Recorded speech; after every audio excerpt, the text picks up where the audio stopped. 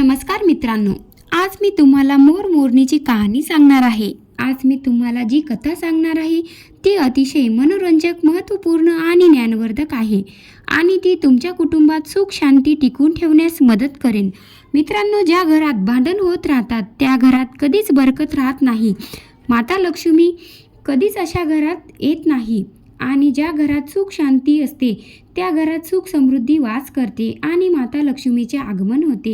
ही कहाणी ऐकल्यावर आपल्याला ते नक्कीच समजेल की आपण घरात भांडण क्लेश का करू नये आणि ज्या घरात भांडण क्लेश होत राहतात ते कसे कमी करू शकतो, कारण घरात सुख शांती असणे खूप गरजेचे आहे। ज्या घरात सुख शांती असते तेथेच माता लक्ष्मी निवास करते। या उलट जिथे भांडणे क्लेश होत राहते तेथे माता लक्ष्मी वास करत नाही, तर दुःख आणि दरिद्रता निवास करत असते। मित्रांनो, जर तुम्ही ही कथा एकटेच ऐकत असाल तर तुम्हाला त्याचा काहीही फायदा होणार नाही, कारण तुम्ही तुमच्या कुटुंबासोबत मोर मोरणीची ही कथा ऐका, कारण ही कथा एक महत्त्वपूर्ण कथा आहे। कहाणी संपूर्ण ऐकावी, कारण या कहाणीतून आज आपण खूप काही शिकणार आहोत। मित्रांनो, चॅनलवर नवीन असाल तर चॅनलला सबस्क्राईब करा, लाईक करा आणि शेअर करा। साईडला एक घंटीचं बटन दिलं आहे ते सुद्धा प्रेस करा, जेणेकरून माझी येणारी नवनवीन व्हिडिओची नोटिफिकेशन सर्वात पहिले तुम्हाला पोहोचेल। चला तर मग वेळ न घेता व्हिडिओला सुरुवात करूया। एक मोर आणि मोरणीची ही कहाणी आहे। एका जंगलात मोर आणि मोरणी राहत होते। मोर आणि मोरणी फारच सुख शांतीने जगत होते। एके दिवशी मोरणी मोराला सांगते की आपल्याला इथून जायला हवे, आपल्याला तिथे जायला हवे जिथे आपल्या समाजाचे लोक राहतात। खूप सारे मोर आणि मोरणी राहतात, आपल्याला त्या ठिकाणी जायला पाहिजे। मोर मोरणीला म्हणतो की हे प्रिये मोरणी, आपण इथे किती सुखाने राहत आहोत, तिथे गेल्यावर आपल्यामध्ये खूप भांडण आणि द्वेष निर्माण होतील। आपण येथे किती सुखाने राहत आहोत, आपल्याला त्या ठिकाणी जाण्याची काय आवश्यकता आहे। परंतु मोरणी हट्ट करू लागते, त्यामुळे मोर मोरणी सोबत जाण्यास होकार देतो। मोरणीच्या हट्टामुळे दोघे उडत एका नगरामध्ये येतात। त्या नगराचा राजा पशुपक्ष्यांच्या भाषेला चांगल्या प्रकारे समजत होता। त्या राजाने कराशास्त्राचं शिक्षण घेतले होते। कराशास्त्राचा अर्थच असा होतो की पशुपक्ष्यांच्या भाषेला ओळखणे। हा राजा सर्व प्रकारच्या पशुपक्ष्यांच्या आवाजाला तो चांगला समजत होता की ते काय म्हणत आहे। एका दिवसाची गोष्ट आहे। राजा आपल्या राणीला म्हणतो की हे राणी, मला फार भूक लागली आहे, आपण आम्हाला भोजन द्या। राजाची राणी 36 प्रकारचे भोजन बनवून एका हातात पाणीचा ग्लास आणि दुसऱ्या हातात भोजनाचे ताट घेऊन राजाच्या समोर ठेवते। त्या प्लेटमधून एक तांदळाची कण जमिनीवर पडते। खाली काही मुंग्या फिरत होत्या आणि तेथे पडलेल्या तांदळाची कण घेऊन जात असे। राजा बसून ही सर्व घटना पाहत असतो। तिथून एक मुंगळा येतो आणि म्हणतो की हे प्रिये, हे तांदळाचं कण मला दे आणि तू परत जा आणि त्या राजाच्या ताटातून दुसरे तांदळाचे कण आण।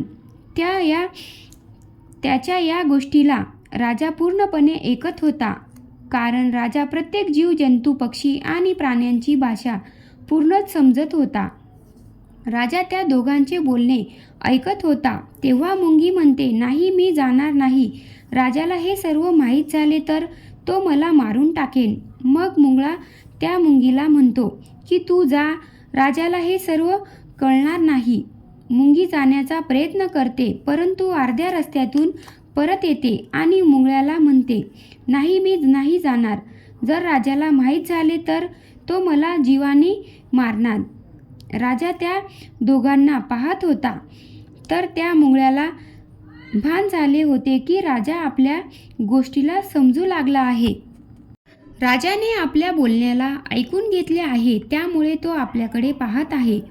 मुंगळा मुंगळीला म्हणतो की राजाने हे आपले बोलणे ऐकून समजले असेल तर तो आपले बोलणे जर दुसऱ्याला सांगेल तर तो लगेच दगडाचा होऊन जाईल। राजा ही गोष्ट ऐकून हसू लागतो।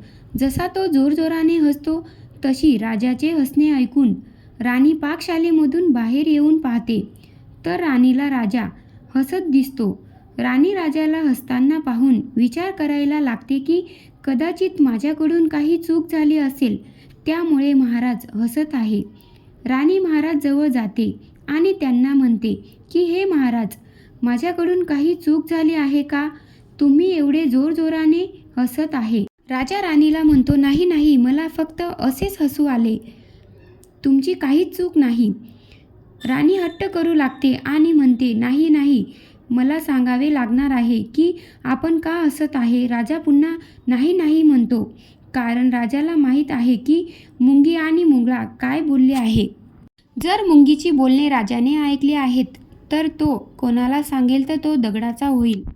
यामुळेच राजा राणीला ही गोष्ट कळू देत नाही, परंतु राणी पुन्हा पुन्हा हट्ट करू लागते की महाराज, तुम्हाला सांगावं लागणार आहे की तुम्ही का हसत होते. जर तुम्ही माझ्यावर प्रेम करत असाल आणि मला आपली राणी समजत असाल तर तुम्हाला सांगावं लागणार आहे की तुम्ही का हसत होते.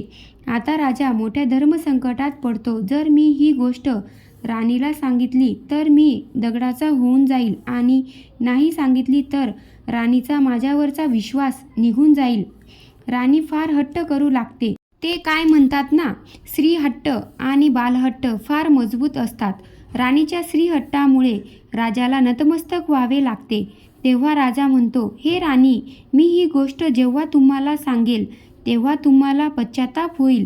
राणीला शंका येते, काहीतरी फार मोठी गोष्ट आहे, म्हणून राणी आणखी हट्ट करू लागते. तेव्हा राजा म्हणतो, ठीक आहे, तुम्ही एवढा हट्ट करत आहात तर चला मग जंगलात तुम्हाला ही गोष्ट सांगतो. राजा राणीला रथावर बसून एका घनदाट जंगलात घेऊन जातो. राजा ही गोष्ट सांगायला सुरुवात करतो. मग राजा जशी थोडी थोडी गोष्ट राणीला सांगत जातो तसे तसे राजाचे शरीर हळूहळू दगडाचे होत जाते. आणि जेव्हा राजा राणीला अर्धी कथा सांगतो तेव्हा राजा राणीला म्हणतो, हे राणी, मी हळूहळू दगडाचा होत चाललोय, नंतर तुला पश्चाताप होईल. तेव्हा राणी म्हणते, हे राजा, थोडी गोष्ट राहिली आहे, कृपया मला सांगा. असे म्हणताच राजा पूर्ण गोष्ट राणीला सांगतो आणि पूर्ण दगडाचा होऊन जातो. आणि तेथे राणी छाती ठोकत बसते, विलाप करत बसते, शोक करत असते आणि प्रत्येक जीव आणि जंतूपासून मदतीची अपेक्षा करत असते. हे सर्व घटना मोर आणि मोरणी पूर्ण पाहत होते. राणीच्या या विलापन पाहून मोर आणि मोरणीला दया येते. तेव्हा मोर मोरणीला म्हणतो, हे प्रिये, हा असतो तुमच्या स्त्रियांचा हट्ट. तुमच्या हट्टामुळे जंगलात खुशी खुशी राहत होतो आणि तिथून येथे आलो. मोरणी मोराला म्हणते, राणी फार दुखी आहे ना, आपल्याला तिची सहायता करायला पाहिजे. ती खूप विलाप करत आहे. राणीची जास्त तर सहायता करू शकत नाही, पण आपण तिला सहानुभूती तर देऊ शकतो. असे म्हणून मोर आणि मोरणी राणीजवळ जातात आणि म्हणतात, हे राणी, झालं ते झालं, आता विलाप करू नका, धीर धरा. आता तुमच्या मागे पूर्ण राज्याची जबाबदारी आहे. राजा तर पूर्ण दगडाचा झाला आहे. आता तुम्हाला पूर्ण राज्य सांभाळायचे आहे.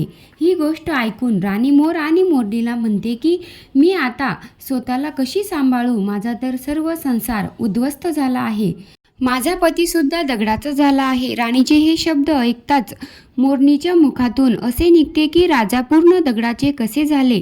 राजा तर मनुष्य होते आणि चांगले होते, तर ते दगडाचे कसे झाले. आणि तीच गोष्ट सांगू लागते जी राजाने मुंगी आणि मुंगळ्याची गोष्ट सांगितली होती. आणि ती गोष्ट सांगताच राणीसुद्धा हळूहळू दगडाची होऊन जाते. तेव्हा मोर आणि मोरणीला ही चिंता सतावू लागते की मुंगी आणि मुंगळ्याची गोष्ट जर आम्ही चुकून कोणाला सांगितली तर या राजा आणि राणीसारखे आम्हीसुद्धा दगडाचे होऊन जाऊ. त्यासाठी ते दोघे खूप घाबरतात आणि त्यांचा उपाय शोधू लागतात. तेव्हा मोरणी म्हणते की का आपण दूर निघून जाऊ, जेणेकरून कोणी विचारायला भेटणार नाही. तेव्हा मोर म्हणतो, हे प्रिय मोरणी, स्त्रीच्या पोटात कोणतीच गोष्ट पचत नाही आणि जर संसारामध्ये कुठेही गेलो तर हे संकट काही टळणार नाही. संकट आता सदैव आपल्या डोक्यावर फिरत राहणार आहे. ही गोष्ट आपण कोणाला सांगितली तर आपण पूर्ण दगडाचं होऊन जाणार. याच कारणामुळे मोर आणि मोरणी खूप घाबरतात आणि त्यांनाही गोष्टीचा त्रास होत राहतो. रात्र आणि दिवस त्यांना हे संकट खात होतं. जर चुकून ही गोष्ट आमच्या मुखातून निघाली तर आपण दोघेही दगडाचं होऊन जाईल.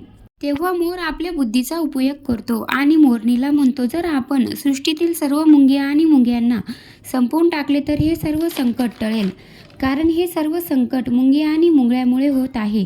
तेव्हा मोर आणि मोरणी सर्व मुंग्या आणि मुंग्यांना मारून खात जातात आणि त्यांना नष्ट करत जातात. मोर आणि मोरणीचा हा आतंक पाहून सर्व मुंगी घाबरतात आणि जमिनीत घर करून राहू लागतात आणि घराच्या बाहेर निघणे बंद करतात. परंतु जेव्हा मुंगी आणि मुंग्यांना भूक लागत होते तेव्हा त्यांना अन्नासाठी बाहेर यावंच लागत होते, कारण बिळात अन्न मिळत नव्हते. तेव्हा मोर डग लावून बसायचा आणि मुंग्या बाहेर येताच त्यांना चोचीने मारून खायचा. एक मुंगळी आणि मुंगळा उपाशी पोटी आपल्या बिळात बसून जोरदार श्रीहरींचे भजन ध्यान करत राहतात. भक्ती करता करता त्यांना हे देखील माहीत नव्हते की ते कुठे आहेत आणि काय करत आहेत. ते सतत आपल्या घनघोर तपस्या करत होते. शेवटी त्यांची उपाशी पोटीची भक्ती आणि तपस्या पाहून श्रीहरी विष्णू त्यांना दर्शन देतात आणि मुंगी आणि मुंगळ्याला श्रीहरी विष्णू म्हणतात, मागा तुम्हाला काय हवं आहे.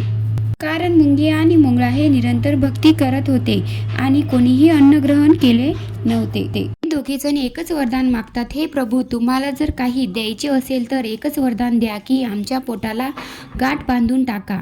मुंगी आणि मुंगळ्याला पोटच नसेल तर ते अन्नासाठी बाहेर कशाला जातील आणि मोर आणि मोरणी त्यांना कशाला खातील. यासाठी त्यांनी पोटाला गाठ मारण्याचे वरदान मागितले. तेव्हा भगवान विष्णू म्हणतात, तथास्तु. तेव्हा त्या मुंग्यांच्या पोटात गाठ पडते. आज पण मुंग्यांना गाठ आहे म्हणून त्यांना पोट नसते. मुंगी आणि मुंगळा भगवान विष्णूला म्हणतात की हे प्रभू, आमच्या पोटाला तर गाठ लागली आहे, तरी पण आम्हाला मोर आणि मोरणी आमची वाट पाहत जमिनीवर बसले आमच्यावर लक्ष ठेवलेले आहे आणि ते लोक असेही आम्हाला पाहिले तरीही ते आम्हाला मारूनच टाकतील. भगवान विष्णू आणि मुंगळा आणि मुंगळी मोर आणि मोरणीच्या समोर येतात आणि भगवान विष्णू मोर आणि मोरणीला म्हणतात, हे मोर आणि मोरणी, तुम्ही त्या मुंगी आणि मुंगळ्याचा शिकार करणं बंद करा. यांच्यात या मुंग्या आणि यांचा काहीही दोष नाही. जो दोषी होता तो राजा होता, कारण राजाने कराशास्त्राचे शिक्षण घेतले होते. त्यामुळेच तो सर्व प्रकारचे जीवजंतूंची भाषा समजण्यास सक्षम होता. सोबतच तो ज्या भाषेला समजू शकत होता त्याचं रूप बदलण्यामध्ये सुद्धा तो सक्षम होता. पशुपक्ष्यांचं रूप धारण करून त्यांच्याशी संभोग करायचा. ते जेव्हा गर्भवती होत असेल तेव्हा राजा मानवाचं रूप धारण करून त्यांच्यावर जोरजोराने हसायचा. या मूर्खतेमुळे राजा दगडाचा होऊन गेलेला आहे. मोर म्हणतो, हे प्रभू, त्याची पत्नीचा काय दोष आहे. तर श्रीहरी म्हणतात की राणीने हे सर्व थांबवले असते तर राजाने एवढे मोठे पाप केले नसते. त्याची पत्नी ही त्याची भागीदारी आहे आणि तीही दगडाची होऊन गेली आहे. श्रीहरींच्या समजवल्यानंतर मोर त्यांना म्हणतो की हे प्रभू, जर ही गोष्ट आम्ही दुसऱ्याला सांगितली तर आम्हीही दगडाचे होऊन जाऊ का. तेव्हा श्रीहरी विष्णू म्हणतात की तुम्हाला हे श्राप मधून मुक्ती मिळाली आहे. आता तुम्ही कोणालाही काही सांगितले तर काहीच फरक पडणार नाही. आता तुम्ही कोणालाही ही गोष्ट सांगू शकता. श्रीहरींची गोष्ट ऐकून मोर आणि मोरणी फारच खुश होऊन जातात. त्यांच्या खुशीचा ठिकाणा नाही राहत. श्रीहरी विष्णू अंतर्ध्यान होऊन जातात आणि ते तेथून निघून जातात आणि मोर आणि मोरणी आनंदाने नाचू लागतात आणि गाऊ लागतात. तेव्हा नाचता नाचता मोर स्वतःकडे पाहतो तेव्हा त्याचे पाय फाटलेले एकदम कुरूप असे दिसू लागतात आणि मोर फाटलेले पाय पाहून जोरजोराने रडू लागतो आणि तो यावर मोर विचार करू लागतो, पहिले माझे पाय किती गोड आणि छान दिसत होते आणि आता किती कुरूप दिसत आहे. माझे शरीर आणि माझे नाचणे किती छान आहे. माझे हे पाय एवढे कुरूप कसे काय झाले. कारण त्याने भरपूर मुंग्या खाल्ल्या होत्या त्यामुळे त्याचे पाय असे झाले होते. मोर नाचत होता आणि जोरजोराने रडत होता आणि त्याच्या डोळ्यातून अश्रूचे धारा पडत होत्या. मोरणी मोराला धीर देत होती आणि मोराच्या अश्रू जमिनीवर पडू नये म्हणून मोराचे अश्रू आपल्या चोचेमध्ये जमा करत होती आणि ती किती अश्रू आपल्या चोचमध्ये ठेवत होती. ते सर्व अश्रू तिच्या पोटात जात होते. अशा प्रकारे मोरणी मोराच्या अश्रूला प्रत्येक वेळा थांबवण्याचा प्रयत्न करत होती, पण मोर नाचत होता आणि जोरजोराने रडत होता. श्री हरी विष्णू पुन्हा प्रकट होतात. मोर आणि मोरणीला आशीर्वाद देतात की तुमचे प्रेम सदैव असेच राहू दे. या आशीर्वादामुळे आता याला आशीर्वाद समजा की श्राप. यामुळे मोर कधीच संभोग करू शकत नाही. मोराच्या डोळ्यातून अश्रू पडतात आणि त्या अश्रूंना मोरणी आपल्या मुखावाटे पोटात घेते आणि या अश्रूंमुळे मोरणी गर्भवती होते. आणि श्री हरी विष्णू म्हणतात, तुमची भक्ती धन्य आहे. एक वेळ अशी येईल की मी तुमच्या पखाला मुकुट बनवून धारण करेन. यासाठी जेव्हा श्री हरी विष्णू धर्तीवर येतात तेव्हा मोराचा पंख मुकुट म्हणून धारण करतात. माहिती आवडली असेल तर चॅनलला सबस्क्राईब करा, लाईक करा आणि शेअर करा. चला तर मग भेटूया पुढच्या व्हिडिओमध्ये.